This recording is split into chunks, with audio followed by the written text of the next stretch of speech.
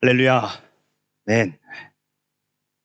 가난수를 받으신 한 새내기 목사님이 시골 교회에 막 부임을 하셔서 첫 번째 설교를 하시게 됐습니다. 네, 여러분, 그 새내기 목사님이 첫 번째 설교를 한다고 하니까 안 그래도 뭐랄까요? 그 시골에 어르신들만 계시던 교회에 새로운 목사님이 오셨다니까 더 많이 오셔서 뭐라고 설교하시나 라고 귀를 쫑긋 세우고 들었다고 해요. 그 부임 설교를 하는 그 목사님이 얼마나 떨었든지, 여러분 저도요 우리 교회 부임하고 한 달 정도는 이 앞에서 얼마나 긴장이 되든지 제가 경직이 돼가지고, 제가 얼마나 많이 기도했는지 모르겠어요. 좀 더 자유했으면 좋겠다라고 하는 생각에 얼마나 많이 기도했었는지 모릅니다. 지금도 물론 이제 선한 부담과 긴장은 없지는 않습니다만, 그래 자유함을 위해서 많이 기도하고 있는데요. 이 새내기 목사님이 어르신들 앉혀놓고 설교를 시작을 합니다. 그런데 그 설교의 본문이 오늘 우리가 읽은 이 본문, 여러분 잘 아시는 이 오병이어의 기적, 보리떡 5개와 물고기 2마리로 성인 남성만 5천 명이 넘게 먹이고 12광주리가 남은 이 본문을 가지고 설교를 하는 겁니다. 그런데 이 목사님이 예수님께서 보리떡 5개로 5천 명을 먹이셨습니다 라고 해야 되는데 너무 긴장한 나머지 그만 보리떡 5천 개로 5명을 먹이셨습니다 라고 그렇게 실수를 하신 거예요. 그랬더니 교인들이 와 하고 웃으니까 그 앞에 앉으신 장로님이 거기다 대고 뭐라고 했냐면, 그런 기적은 저도 하겠습니다 라고 그렇게 말씀을 하신 거죠. 이 새내기 목사님이 아주 망신살이 톡톡히 당하고 첫 번째 주일을 마쳤습니다. 그리고 한 주 내내 정말 최선을 다해서 설교를 준비하고 다음 주 강단에 올라갔습니다. 그리고 설교를 시작하기 전에 지난주를 회상하면서 이렇게 말씀하시는 거예요. 사실은 제가 지난주일에 말실수를 좀 했습니다. 보리떡 5개로 5천 명을 먹이셨다고 해야 되는데 5천 개로 5명을 먹이셨다고 했습니다. 여러분 정정하겠습니다. 예수님이 5개로 5천 명을 먹이셨습니다 라고 하고는 그 앞에 앉으신 장로님한테 이렇게 얘기했으면, 장로님 이래도 이 기적을 하실 수 있겠습니까? 라고 뭐랄까요, 공격 아닌 공격을 하신 거예요. 그랬더니 장로님이 하신다는 말씀이, 그럼요 할 수 있죠. 어떻게 해요? 지난주에 먹다가 남은 거 그거 가지고 먹으면 되지 않겠습니까? 그렇게 말씀을 하시는 겁니다. 이 새내기 목사님이 아주 톡톡하게 신고식을 치르셨다라고 하는 얘기를 듣고 아주 제가 배꼽을 잡고 웃었던 기억이 있습니다. 여러분 목사님들의 그러한 에피소드를 들어보면 때로는 배꼽 잡는 것, 때로는 정말 눈물 없이 들을 수 없는 그러한 에피소드들이 참 많이 있음을 보게 되어집니다. 저도 이민 목회를 하면서 여러 가지 미국에서 에피소드를 가지고 있는데요. 제가 한 주 한 주 그때 적용해서 같이 풀어낼까라고 생각합니다. 오늘 우리 8월의 첫째 주일이자 성령 강림 후 제10주로서 마태복음 14장의 말씀으로 같이 그것을 내게 가져오라 라고 하는 제목으로 함께 은혜를 나눠보고자 합니다. 여러분 오늘 본문 말씀은 교회 학교 아이들도 너무나도 잘 아는 말씀이지요. 보리떡 5개와 물고기 2마리로 성인 남성만 5천 명이 넘는 사람들을 먹이고도 12바구니가 남았다라고 하는 바로 그러한 말씀, 바로 이 오병이어의 말씀입니다. 그림을 한번 보시죠. 아주 좋은 사파인데요. 이렇게 수많은 사람들이, 그러니까 성인 남성만 5천 명이었으니까 아이들과 여성과 노인까지 치면 10,000명이 넘는 사람들이 되어지는 것이죠. 여러분 이 말씀은 사복음서에 전부 다 기록되어 있습니다. 사복음서에 전부 다 기록되었다는 것은 두 가지로 해석할 수 있는데, 첫 번째로는 그만큼 중요한 말씀이다. 모든 복음서 기자들이 대단히 중요한 예화로서, 에피소드로서 이 말씀을 소개하고 있다. 두 번째로는 실제 있었던 일이다.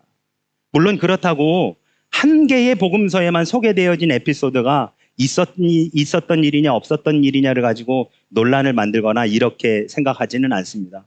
누가 어떤 것을 더 중요하게 여기느냐라고 하는 것이지요.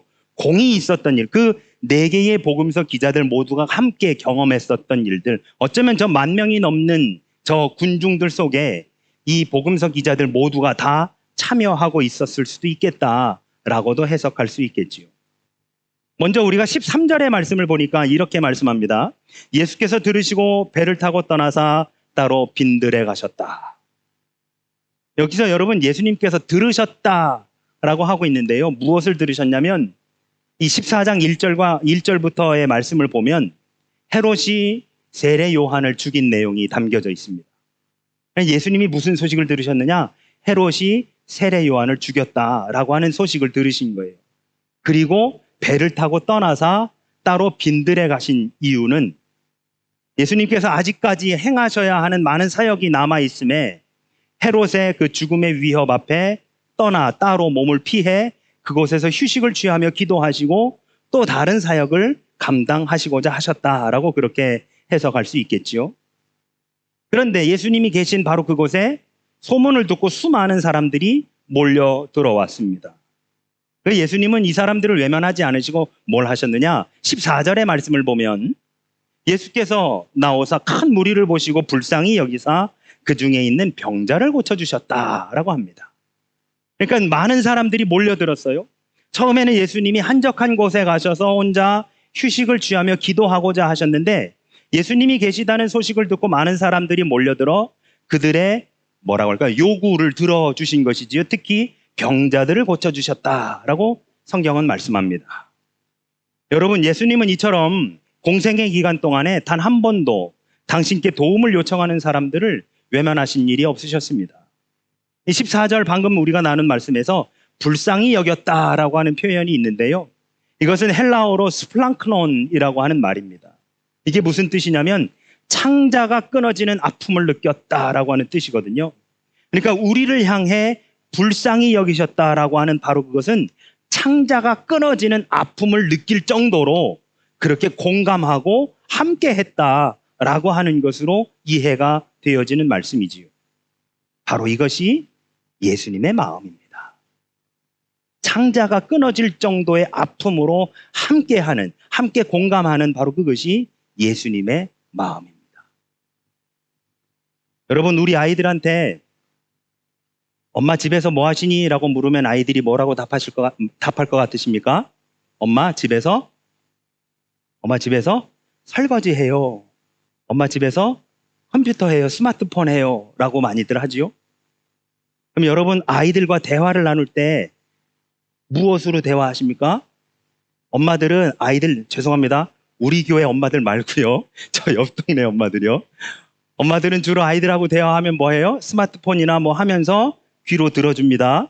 그리고 이야기하지요. 아이들은 엄마가 내 말을 듣는다고 생각할까요? 안 듣는다고 생각할까요? 안 듣는다고 생각합니다. 엄마는 지금 스마트폰 한다고 생각합니다. 그러면 여러분 대화는 뭘로 하는 걸까요? 눈으로 하는 겁니다. 대화는 입으로 하는 게 아니고요. 눈으로 하는 겁니다. 눈으로 해야 공감이 이루어질 수 있는 겁니다. 여러분 스플랑크톤이라고 하는 말은 눈으로 공감하는 것 그 이상을 의미하는 것이 되어집니다. 예수님 우리에게 공감해 주시는 것은 당신의 창자가 끊어질 정도의 아픔을 함께 느끼는 것이 예수님의 마음이고 또 오늘 이 마태복음 14장에서 이 오병이어의 기적이 우리에게 중요한 이유는 바로 그러한 예수님의 마음, 예수님의 사랑의 결정체가 바로 이 오병이어의 기적 안에 담겨져 있기 때문입니다. 여러분 이따가 나누겠지만 오늘 마태복음 14장의 내용의 핵심은 보리떡 5개와 물고기를 2마리를 가지고 여성과 아이를 제외한 성인 남성 5,000명을 먹이고 12광주리가 남았다는 게 아닙니다. 우리 지지난주에 예수님께서 씨를 뿌리셨을 때 그 씨가 길가에 뿌려졌냐 아니면 가시덤불에 뿌려졌냐 아니면 좋은 밭에 뿌려졌냐에 따라서 이건 말라 죽고 30배, 60배, 100배의 결실을 맺다라고 하는 그 말씀을 나누면서 여러분 그것이 중요한 게 아니라 우리의 마음밭이 지금 돌짝밭이냐 길가냐 가시덤불이냐 아니면 좋은 밭이냐 이게 중요한 게 아니라 그래서 우리가 열매를 맺었느냐 맺었으면 30배 60배 100배의 결실을 이게 중요한 게 아니라 뭐가 중요한 거다? 예수님이 씨를 뿌렸다는 것이 중요하다. 그 천국의 삶 하나님의 나라가 진짜 마태가 하고자 했었던 얘기다라고 하는 말씀을 함께 나누었었지요. 근데 여러분, 우리는 여기 각자 신앙생활의 연륜이 다 다르기 때문에 제가 뭐라 단정 지을 수는 없지만, 교회 학교를 다니셨었던 분들, 교회 학교 다닐 때부터 오늘 이 본문에 뭐에 포커싱이 되어 있느냐?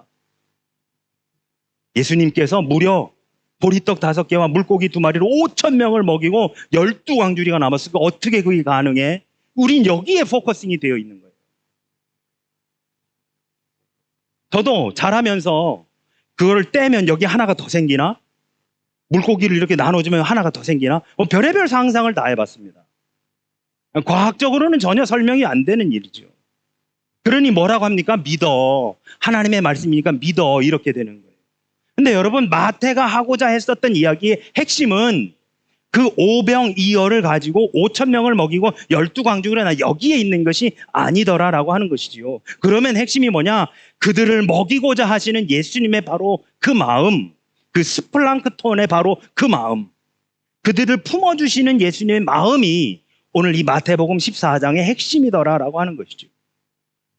예수님의 병고침의 사역은 저녁까지 계속되었습니다.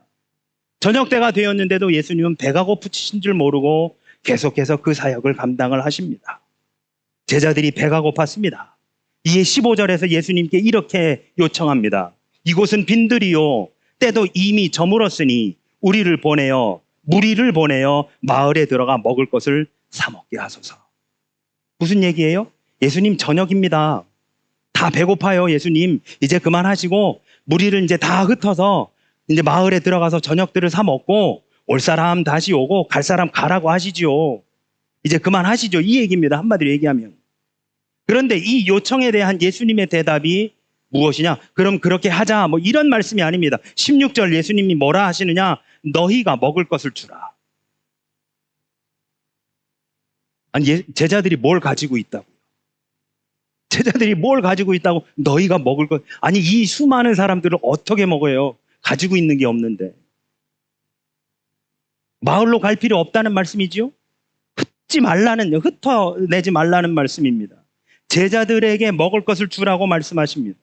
예수님은 제자들에게 먹을 것이 없다는 것을 누구보다 잘 알고 계십니다. 이에 제자들이 무리를 먹이지 못할 뿐만 아니라 자신들조차도 먹을 것이 없다는 것을 잘 알고 계십니다. 무리들뿐만 아니라 제자들조차도 배가 고픈 것을 너무나도 잘 알고 계십니다. 그런데 예수님은 이 모든 것을 다 알고 계시면서도 제자들더러 무리에게 먹을 것을 나누어 주라 라고 그렇게 말씀하고 계시니 말입니다. 이에 제자들이 뭐라 하느냐? 우리가 가진 것은 단지 떡 5개와 물고기 2마리 뿐입니다. 17절의 말씀을 보시면 제자들이 이르되 여기 우리에게 있는 것은 떡 5개와 물고기 2마리 뿐이니이다 라고 그렇게 말합니다. 이렇게 말하는 제자들에게 예수님께서는 뭘 하시느냐? 18절 말씀입니다. 그것을 내게 가져오라. 그것을 내게 가져오라. 여러분, 그것을 내게 가져오라 라고 하는 말씀은 네가 가진 것이 하찮을지라도 보잘것없을지라도 그 양이 극히 적을지라도 가지고 오면 하나님께 드리면 그 다음 일은 예수님이 알아서 하시겠다라고 하는 거죠. 예수님이 책임지시겠다라고 하는 것이 되어집니다. 실제로 예수님께서는 당신의 제자들이 그들이 가진 전부인 떡 5개와 물고기 2마리를 드렸을 때 그것으로 여성과 아이를 제외한 성인 남성 5,000명을 먹이고도 12바구니나 남게 되는 기적을 행하셨습니다. 성경은 뭐라고까지 표현하는지 아십니까? 배불리 먹었다까지 말씀하십니다. 배불리 먹었다. 여기서 우리는 알 수 있는 게 있습니다. 무엇이냐? 하나님이 우리에게 요구하시는 것은 최고의 결과가 아니라 최선의 과정이다 라고 하는 것이죠. 하나님이 우리에게 요구하시는 것은 5,000명을 먹이는, 성인 남성만 5,000명을 배불리 먹이고도 12광주리가 남게 하는 그 결과를, 최고의 결과를 우리에게 요구하시는 것이 아니라 우리가 가지고 있는 것이 하찮을지라도 보잘것없을지라도 그것을 온전히 주님 앞에 드리는 그 최선의 과정을 예수님이 요구하시더라라고 하는 것이지요. 제자들의 고민은 뭡니까? 여기 있는 사람들을 어떻게 먹이지? 이 사람들은 어떻게 하면 집으로 돌려보내지? 예수님 어떻게 하면 그만두시게 하지? 그래서 예수님께 말씀드립니다. 주님, 무리를 보내어서 15절입니다. 무리를 보내어서 마을에 들어가 먹을 것을 다 사 먹게 하옵소서. 그들의 고민거리는 그거인 거예요. 어떻게 하면 이 무리들을 흩을까? 어떻게 하면 저녁 식사를, 어떻게 하면 이 허기진 것을 채울까? 제자들은 그게 고민인 거예요. 그런데 우리 예수님의 초점은 5천 명이, 10,000명이 넘는 이 군중들한테 관심이 있는 것이 아니라 그 안에 있는 한 사람, 한 사람, 한 사람, 한 사람. 그 각 사람들에게 예수님의 관심의 포인트가 전부 다 있었더라는 것이지요. 우리 예수님이 집중하신 것은 거기에 모인 여성과 아이를 제외하고도 5천 명이 넘는 성인 남성을 먹이는 게 아니라 그 한 사람 한 사람의 영혼에 관심이 있었다라고 하는 것입니다. 그리고 그 한 사람 한 사람 갖고 있었던 아주 작은 것을 하나님께 드리는 바로 그 드림의 행위, 그리고 그 순종의 행위, 비록 적은 것이라 할지라도, 보잘것없는 것이라 할지라도, 이것 가지고 한마디로 누구 코에 붙여라고 생각되는 것이라 할지라도 그것을 기꺼이 주님 앞에 내어드리는 바로 그 행위에 우리 예수님의 초점이 맞추어져 있었던 것이다라는 것이지요. 5천 명을 먹이는 그 최고의 결과가 아니라 비록 보잘것없더라도 주여 받아주옵소서라고 드리는 그 최선의 그 과정. 그러면 여러분, 자신의 사명에 최선을 다하고 있느냐라고 하는 이 최선의 과정을 지켜보고 계시는 그 주님, 그 사명을 통해 무엇을 이루느냐라고 하는 그 결과가 아니라 나에게 맡겨진 사명을 감당하기 위해 내가 얼마나 최선을 다해 순종하느냐라고 하는 그 과정에 우리 예수님의 초점이 맞추어져 있더라는 것입니다. 그러면 여러분, 제자들에게 주신 사명은 무엇이었을까요? 제자들에게 주신 사명은 바로 그 사람들에 대한 책임감이었습니다. 그 무리에 대한, 그 군중들에 대한, 그리고 그리스도를 따르는 사람들을 향한 책임감이었습니다. 그렇게 예수님께서는 당시 제자들에게, 그리고 오늘날 우리들에게도 이렇게 말씀하십니다. 너희가 주라. 너희가 주라. 육체적으로 굶주린 자들에게 양식을 주고 영적으로 굶주린 자들에게 복음을 나누어 주라고 말씀하고 계십니다.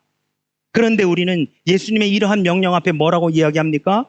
우리에게 있는 것은 고작 떡 5개와 물고기 2마리밖에는 없습니다. 한마디로 뭐예요? 내가 먹을 것도 충분하지 않습니다. 이거 어떻게 나눠 먹습니까? 저 먹기도 바쁩니다. 그런데 여러분, 하나님은 이미 우리에게 많은 것으로 채워주셨습니다. 그리고 앞으로도 많은 것으로 채워주실 것입니다. 그것이 비단 물질적인 모습으로 드러나지 않더라도 우리의 심적인 평안, 하나님의 나라가 우리 안에 거하는 것, 우리 가정 가운데 이루어지는 것, 우리 자녀들을 통해, 우리의 삶을 통해 하나님은 무수히 많은 것들을 지금까지 해주셨고 앞으로도 많은 일들을 해주실 것입니다. 그런데 우리는 그러한 믿음 없이 지금 당장 내가 먹을 것도 없이 내가 가지고 있는 것 고작 이건데 이것까지 내놓으라고 하십니까? 라고 하고 있는 우리의 모습을 보게 됩니다. 여러분, 이렇게 한번 생각해 보실까요? 우리는 얼마나 다른 사람들을 생각하며 살아가고 있지요? 우리는 얼마나 교회를 생각하고, 우리는 얼마나 다른 성도들을 생각하며, 우리는 얼마나 사회를 생각하고 있는지. 문제는 우리가 그 굶주린 사람들과 기관과 단체와 백성에게 책임을 느끼고 있느냐, 이 시대의 그리스도인으로서의 책임감을 우리가 얼마나 느끼면서 살아가고 있느냐라고 하는 것이죠. 우리가 그들에게 책임감을 느끼고 그래서 기꺼이 그들을 위하여 우리의 모든 것을 내어놓을 준비가 되어 있다면 하나님께서 우리가 가진 작은 것을 통해 오병이어와 같은 놀라운 역사를 이루어 가실 줄로 믿습니다. 그러므로 우리는 너희가 주라 라고 하시는 예수님의 그 말씀을 들을 수 있는 영적인 귀와 마음이 열려야 할 것입니다. 우리가 하나님께로부터 받은 사명을 이루기 위해 최선을 다해 순종할 때 우리는 순종하면 하나님이 역사하십니다. 믿으십니까? 우리가 순종하면 하나님은 역사하십니다. 그래서 고린도전서 3장 6절에서 사도 바울은 이렇게 이야기합니다. 나는 심었고 아볼로는 물을 주었으되 오직 하나님께서 자라게 하셨나니. 사도 바울은 복음을 심었고 그것에 대해 아볼로가 성경 공부를 시키면서 물을 주었으니 열매를 맺으시는 분, 결과를 거두시는 분은 하나님이시라고 하는 사도 바울의 고백입니다. 여러분, 하나님께서 우리에게 요구하시는 것은 결과물이 아닙니다. 결과는 하나님께서 친히 이루어 주시는 선물인 것이지요. 하나님께서 우리에게 요구하시는 것은 결과는 하나님께 맡기고 우리에게 주어진 사명을 감당하기 위해 최선을 다해 순종하며 그 최선의 그 과정을 밟아 나아가고 있느냐라고 하는 것이지요. 그러면 결과는 자연스럽게 하나님이 이루어 나아가신다라고 하는 바로 그러한 말씀이 되어지는 거예요. 그래서 잠언 16장 3절에서 너의 행사를 여호와께 맡기라 그리하면 내가 경영하는 것을 이루리라고 말씀하고 있습니다. 그리고 19절부터 21절에 그곳에 모였던 모든 사람들이 배불리 먹었다라고 성경은 우리에게 분명히 말씀합니다. 한번 보실까요? 무리를 명하여 잔디 위에 앉히시고 떡 5개와 물고기 2마리를 가지사 하늘을 우러러 축사하시고 떡을 떼어 제자들에게 주시매 제자들이 무리에게 주니 다 배불리 먹고 남은 조각을 12바구니에 차게 거두었으며 먹은 사람은 여자와 어린이 외에 5,000명이나 되었더라. 여기서 여러분 우리는 하나님 안에서 모든 사람으로 풍성하게 하는 비결을 보는데요. 2 단어로 해보면 하나는 드림이고 또 하나는 나눔입니다. 하찮은 보리떡 5개와 물고기 2마리가 내 손에 있을 때가 아니라 하나님께 드린 바 되었을 때에, 그리고 그 드려진 것을 다시 공동체에서 나누어 주었을 때에 바로 그것에 의해 하나님의 놀라운 기적이 펼쳐지게 되었더라라고 하는 것이지요. 내가 갖고 있을 때는 보리떡 5개와 물고기 2마리 그 보잘것없는 것일 뿐이지만 이게 하나님께 드려졌을 때, 그리고 그것이 공동체에 나누어졌을 때 5,000명이 훨씬 넘는 사람들이 그것으로 배를 채우고도 남았던 것처럼 하나님 안에서는 보잘것없고 하찮은 것일지라도 드려지고 나뉘어질 때, 드림과 나눔이 함께 갈 때에 그것을 통해 엄청난 역사가 이루어짐을 우리는 보게 됩니다. 사랑하는 우리 영광교회 성도 여러분, 예수님은 우리의 능력으로는 5,000명을 먹일 수 없다는 사실을 알고 계십니다. 아니, 우리가 가지고 있는 것은 성인 남성만 5,000명이 넘고 12광주리가 넘을 정도의 양이 아니라는 것을 너무나도 잘 알고 계십니다. 그래서 우리가 갖고 있는 것으로는 어림도 없다는 사실을, 우리도 부족하다는 사실을 누구보다 잘 알고 계십니다. 그런데도 우리는 오늘도 이렇게 저렇게 머리를 굴려봅니다. 어떻게 하면 우리 가정부터 잘 꾸려나갈 수 있을까? 어떻게 하면 우리 자녀들에게 좋은 것으로 교육할 수 있을까? 어떻게 하면 이 땅에 살면서 풍요로움을 누리면서 살아갈 수 있을까? 그런데 이러한 우리들에게 예수님은 이렇게 말씀하십니다. 그것을 내게 가져오라. 내가 갖고 있는 그것을 내게 가져오라. 내가 가지고 있는 것이 비록 작을지라도 보잘것없을지라도 내게 가져오라. 우리 손에 쥐어 있을 때는 그것은 그저 작은 것에 불과할 뿐입니다. 하지만 그것이 우리 주님 손에 들려지면, 우리 하나님께 드려지면 우리가 상상할 수도 없는, 우리가 생각조차 할 수 없는, 우리가 기대하지 못했던 그 이상의 것을, 그 결과를 우리 눈앞에 펼쳐 주실 줄로 믿습니다.